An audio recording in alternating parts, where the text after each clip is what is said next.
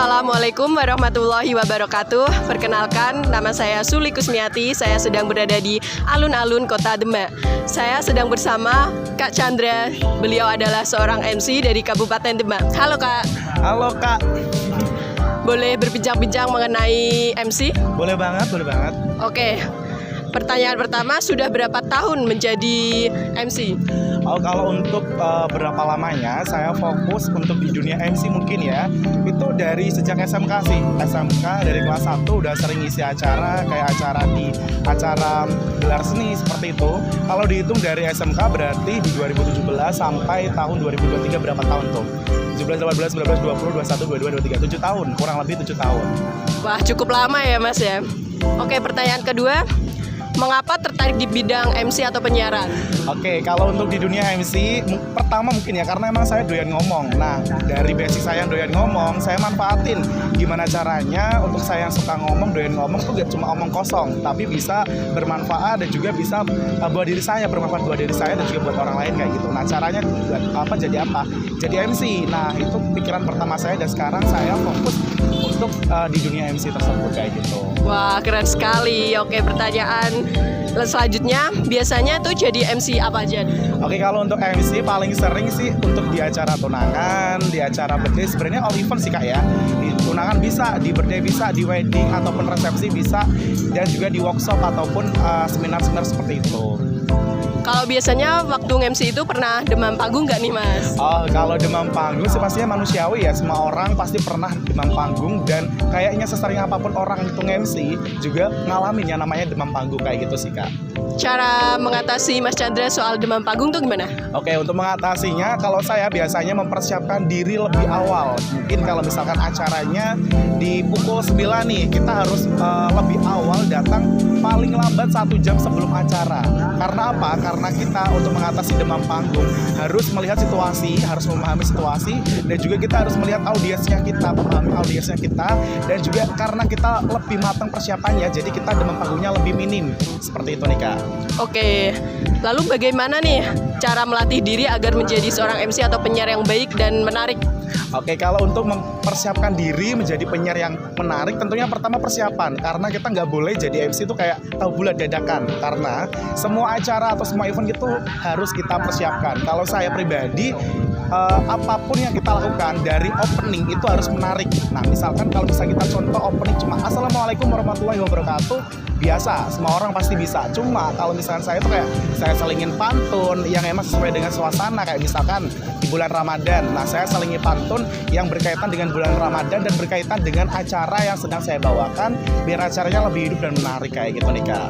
Oke, selanjutnya hal yang membedakan pada saat MC formal maupun MC non formal tuh apa ya Mas? Oke, nah ini cukup menarik nih yang membedakan MC formal dan juga MC non formal. Kalau kita misalkan MC formal itu lebih ke tekstual, jadi kita membicarakan atau ngomong gitu ya sesuai dengan teks yang kita buat, dan itu emang kita kurang variatif untuk improve-nya itu dibatasi. Gak ada improv di MC formal karena kita sesuai dengan teks, dan untuk nadanya, MC itu juga ada nadanya. Kita ngomong dengan intonasi atau nada itu dengan do re, sekitar do re misalkan. Yang terhormat Bupati Demak Ibu Dr. Haja Estiana SE, sekedar itu. Tapi untuk MC non formal itu lebih variatif dan memang lebih lebih fleksibel untuk intonasinya kita. Bisa sampai do re mi fa sol la si do. Nah, contohnya Assalamualaikum warahmatullahi wabarakatuh, apa kabarnya kayak gitu. Nah, jadi lebih ke penekanan kita lebih intonasi ke improvisasi. Kalau non formal improvisasinya bebas, kalau formal harus tidak ada atau teks sesuai dengan teks seperti itu. Kalau soal latihan nih, biasanya Mas Chandra latihan berapa kali nih?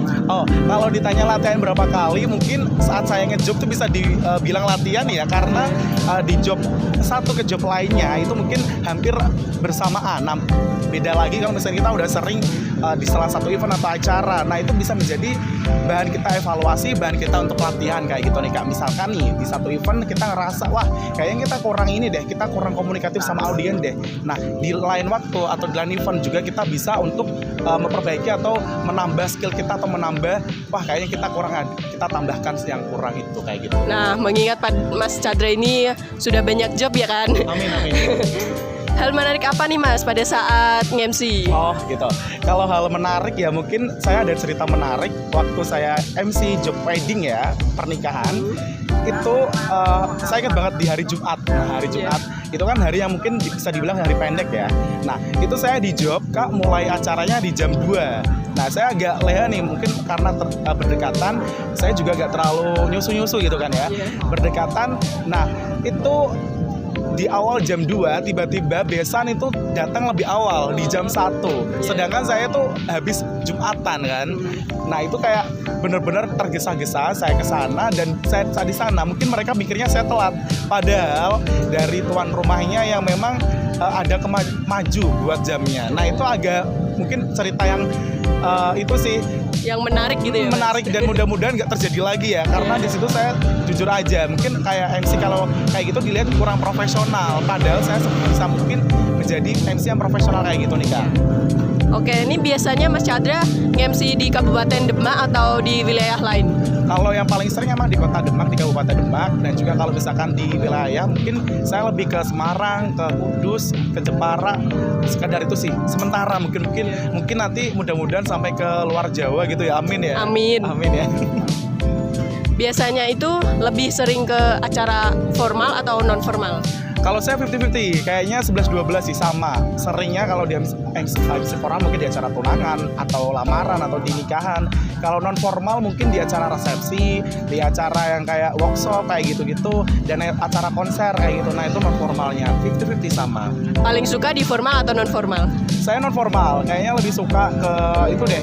Lebih seru gitu ya, Lebih Mas? seru, lebih fleksibel juga, kita lebih banyak ngomong ke audiensnya kayak gitu kan. Kalau formal tuh harus bener-bener dijaga, ditata kayak gitu sih. Kalau menurut Mas Chandra nih, keuntungan dari seorang MC atau penyiar tuh apa? Oke, kalau keuntungan sendiri yang pertama pasti kita lebih sering ketemu sama orang banyak gitu kan ya. Kedua juga menambah relasi kita. Mungkin relasi itu penting ya. Kalau misalnya kita suka ketemu orang lain dan juga banyak ketemu orang lain juga kita banyak kenalan, dan kenalan itu sangat menguntungkan menurut Chandra ya, seorang MC. Satu, dia juga bisa mempromosikan kita secara tidak langsung. Misalkan ya ada temannya dia yang butuh seorang MC, nah kita bisa direkomendasikan dari teman itu kayak gitu. Nah, juga keuntungan menjadi seorang MC apa? Kita secara tidak langsung dilatih soal public speaking, dan juga dilatih untuk bersosialisasi dan bertemu dengan orang banyak. Itu sangat diuntungkan loh kita loh. Gak semua orang punya kesempatan yang sama seperti kita. Dan yang ketiga, keuntungannya pasti apa? Pasti juga menjadi seorang MC itu bisa dibilang menjadi seorang artis. Bener, kayak kita tuh emang dikenal dengan namanya, dikenal dengan orangnya. Oh, kakak itu yang MC di sana ya. Oh, kakak itu yang dulunya MC di sana ya. Jadi orang secara langsung tuh mengenal kita kayak gitu. Oh, oke. Kalau misalnya Mas Chandra pernah nggak nih mengalami kayak kesalahan waktu MC atau salah membacakan teksnya kayak gitu, cara mengatasinya gimana nih Mas? Wah, kalau kayak gitu sering ya, namanya kesalahan manusiawi kayak gitu kan. Nah, yang penting apa? Cara kita menyikapi kesalahan. Jadi seakan-akan kesalahan itu nggak terlalu kelihatan. Kita langsung aja tumpuk, misalkan nih kita salah nyebut orang.